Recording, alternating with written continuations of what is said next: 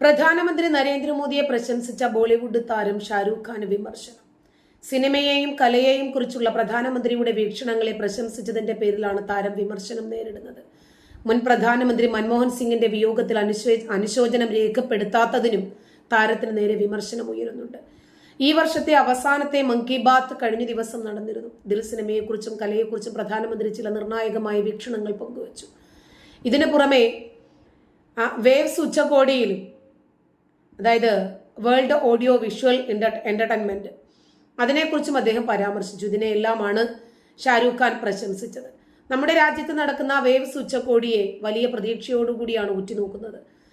നമ്മുടെ മേഖലയെ ആഘോഷിക്കാൻ ലഭിച്ച അവസരമാണ് ഇത്.